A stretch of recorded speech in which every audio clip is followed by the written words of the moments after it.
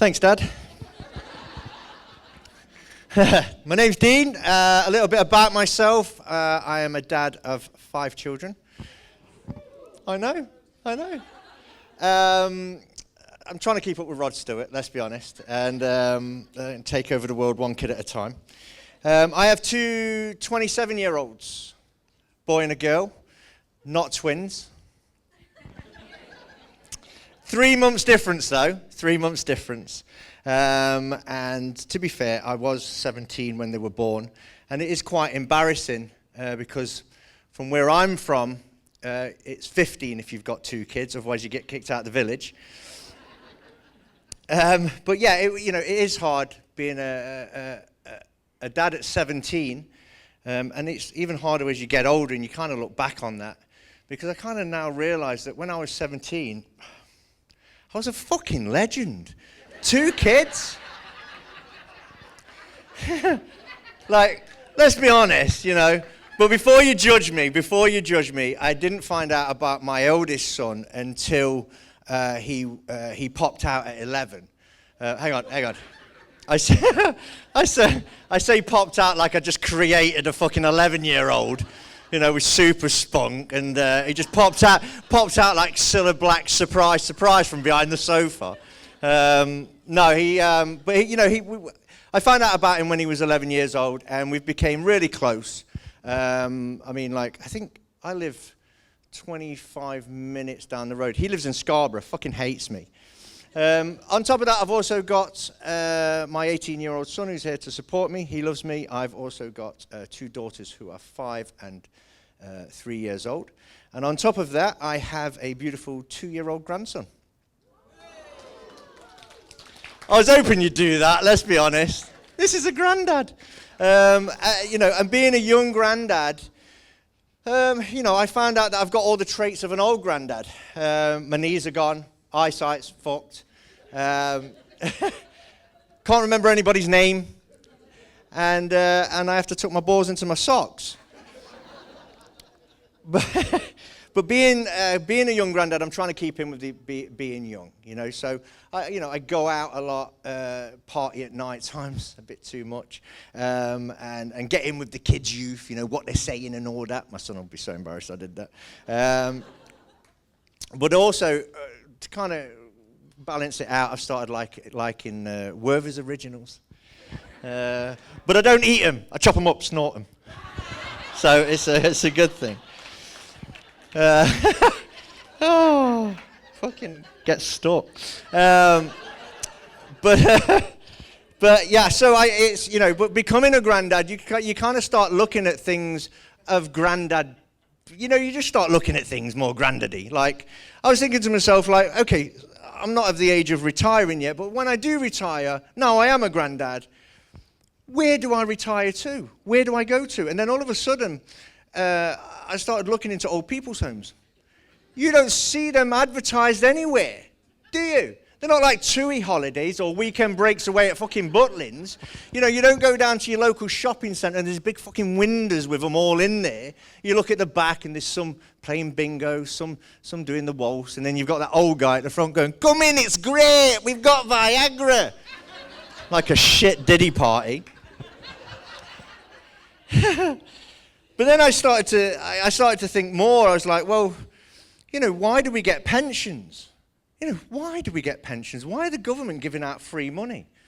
And it made me think even more into it, obviously for the set.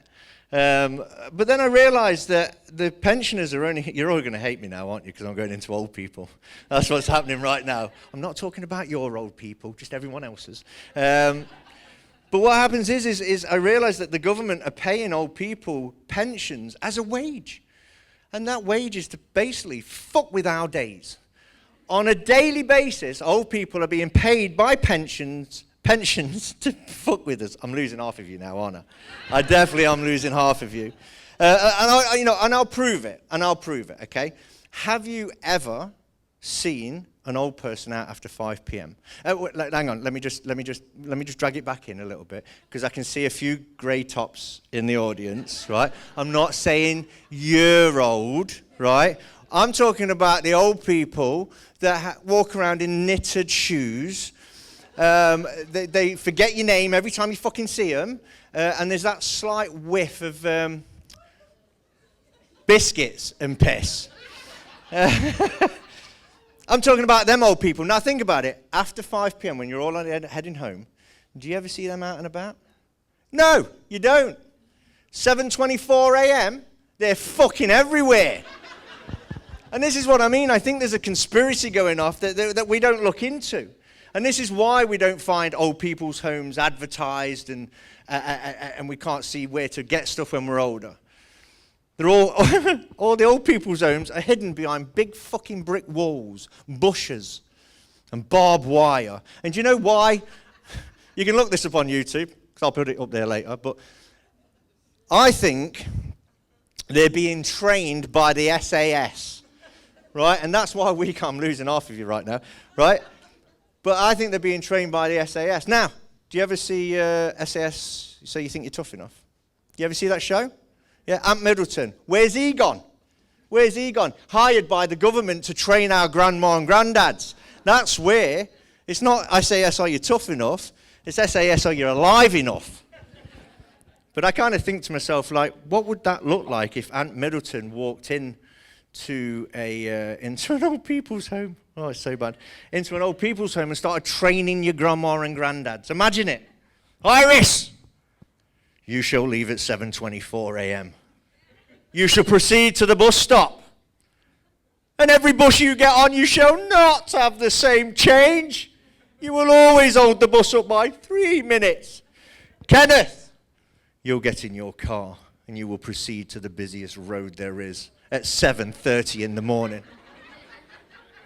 And you will not exceed the 15-mile-an-hour speed limit.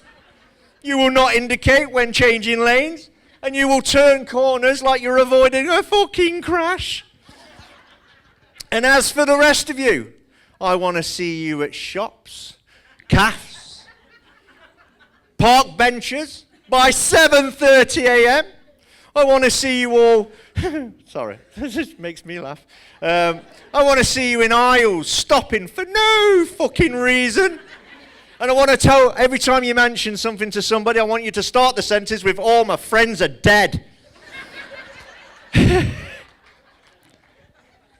And if you were to fail us again, we'll bring COVID back. Now go! Come to think of it, I'll be honest with you, I don't think I want any more kids. I think I just want to retire to fuck with you lot. Guys, you've been absolutely amazing. Thank you very much. I've been Dean. I'll just take that. Thank you, Dan. Team Blonde!